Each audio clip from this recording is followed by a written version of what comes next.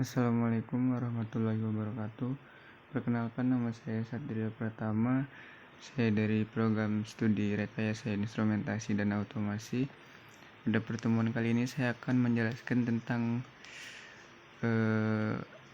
ADC.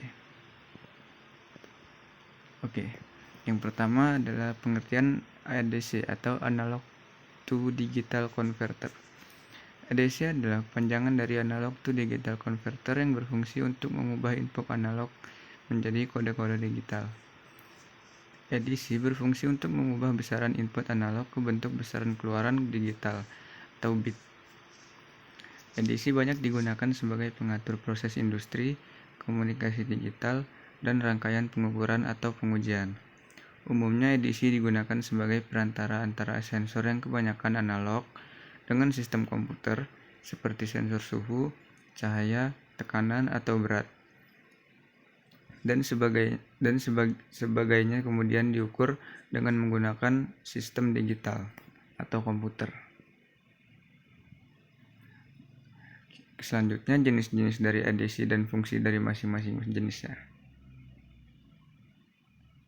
Yang pertama, tipe Successive Approximation. Tipe ini merupakan suatu konverter yang paling sering ditemui dalam desain perangkat keras yang menggunakan ADC. Tipe ini memiliki kecepatan konversi yang cukup tinggi. Meskipun dari segi harga relatif mahal, prinsip kerja konverter tipe ini adalah dengan membangkitkan pertanyaan-pertanyaan yang pada intinya berupa tebakan nilai digital terhadap nilai tegangan analog yang dikonversikan.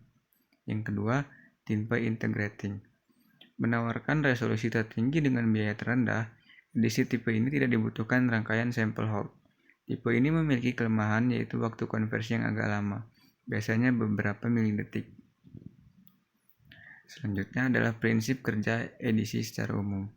Secara singkat, prinsip kerja dari konverter E atau D adalah semua bit diset kemudian diuji. Dan bila perlu sesuai dengan kondisi yang telah ditentukan, dengan rangkaian yang paling cepat, konversi akan diselesaikan dengan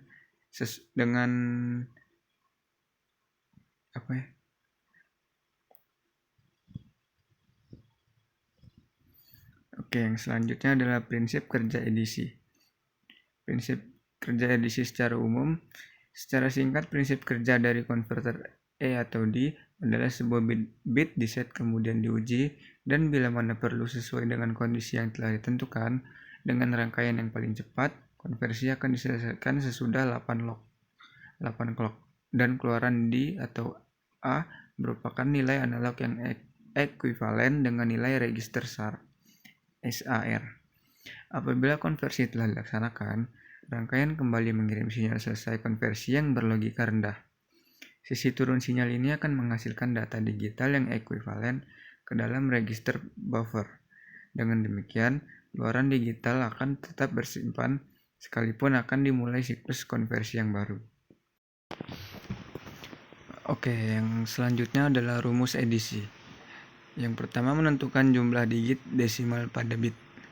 Jumlah digit di dalam bit dicari dengan rumus digit sama dengan 2n-1. Maka 8 bit sama dengan, ini contoh misalnya 8 bit sama dengan 2 pangkat 8 min 1. Jadi 2 pangkat 8 itu hasilnya 256 dikurang 1. Jadi hasilnya 255. Jadi rentang digit pada 8 bit adalah 1 sampai 255. Nah, contoh yang kedua 10 bit. Jadi 2 pangkat 10 min 1. Hasilnya 1024 min 1.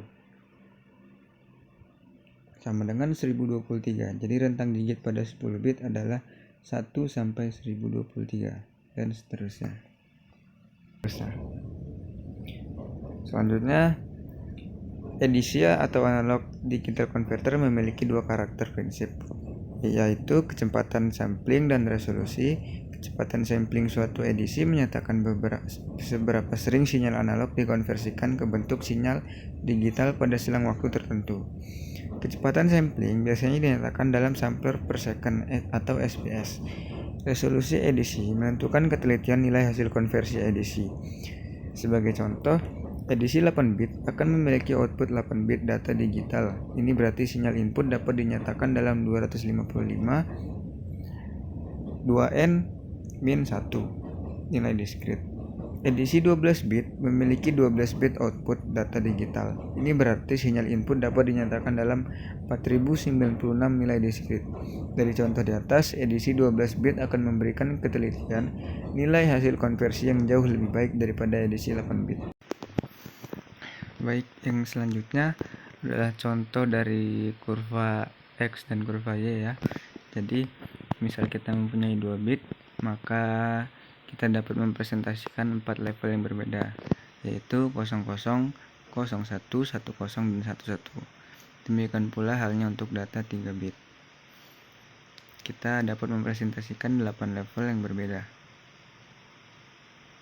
Dengan kata lain, kondisi data tersebut dapat dipresentasikan sebanyak 2 pangkat banyaknya level. Jadi ini untuk kurvanya ya, grafiknya. Misalkan jika edisi 8 bit, maka banyak level kuantisasi yang sinyal masukkan dalam sistem digital dapat dilakukan adalah 2 pangkat 8 sama dengan 256 level kuantisasi. Di atas ada gambar ilustrasi kuantisasi sinyalnya.